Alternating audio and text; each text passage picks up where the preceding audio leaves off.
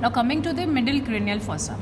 So let's first talk about its boundary. We can see here anteriorly it is bounded by the lesser wing of the sphenoid, the free border of the lesser wing of the sphenoid, and posteriorly it is bounded by the superior border of the petrous part of the temporal bone. So this is the petrous part. Again I am repeating, this is the petrous part of the temporal bone, and laterally comes in a relation the squamous part of the temporal bone. And you can see here this margin, this impressions, all these impressions, this is for the branch of the middle meningeal artery. Okay, now again we will talk about the structures which are present towards its midline, and then simultaneously we will be talking about its lateral part. What are the structures which are present here? So on to its mid region, you can see here this is the body of the sphenoid. Okay, this is the body of the sphenoid. This was the lesser wing of the sphenoid, and this area, this entire area, this is the greater wing of the sphenoid.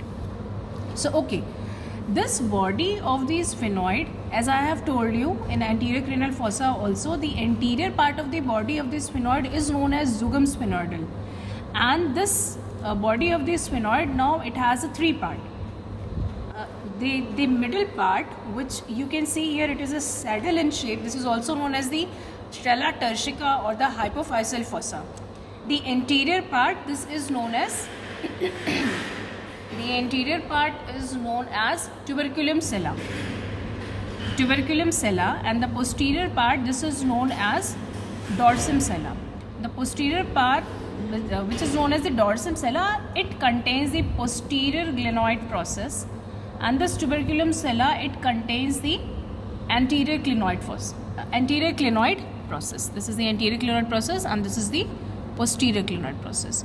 Now as you can see here, this body of the sphenoid, here onto its anterior part, this is the foramen which is leading to the optic canal.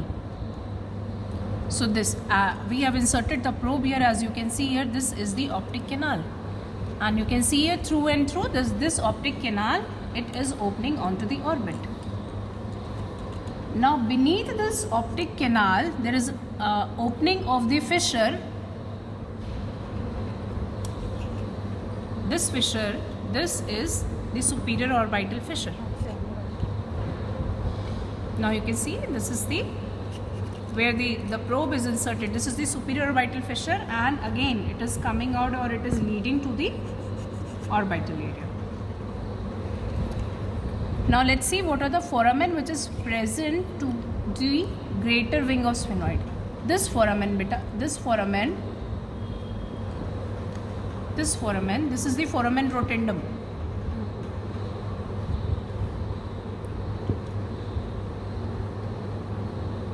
And this foramen, posterior to the foramen rotundum, this oval shaped foramen, this is the foramen oval, and posteriorly to this foramen oval, this is the foramen spinosum. So we have seen here in a very beautiful way, or in a crescentic way, all these foramen is present. This is foramen rotundum, this is foramen oval, and this is foramen spinosum. So that was all about the foramen which is present here in a crescent shape. Now you can see that onto the medial part of the foramen oval, this foramen, this is known as the foramen lacerum. This, which is medial to the foramen oval, this is the foramen lacerum. Okay, now let's talk about what are the other features which are present here. So as you can see, now let's talk about the lateral part.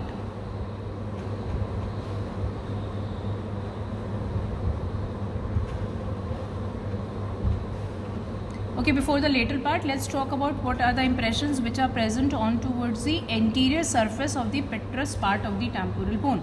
This was the superior border of the petrous part of temporal bone, and this is the anterior surface.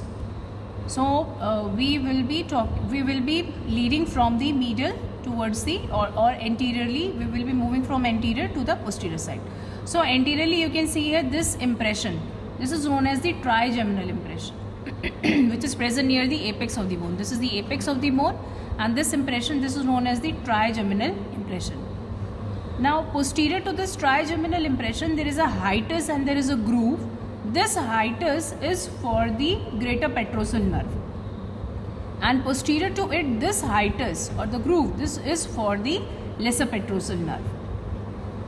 Now posterior to it, you can see here there is an eminence, there is an arcuate eminence. This eminence, this is known as the arcuate eminence, which is a rounded, and this is produced by the superior semicircular canal.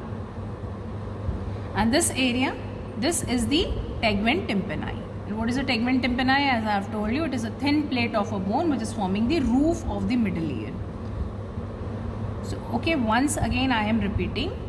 This impression was the trigeminal impression, where lies the trigeminal ganglia. This is the hiatus for the greater petrosal nerve. This is the hiatus for the lesser petrosal nerve. This is the arcuate eminence, and this is the part of the tegment tympani.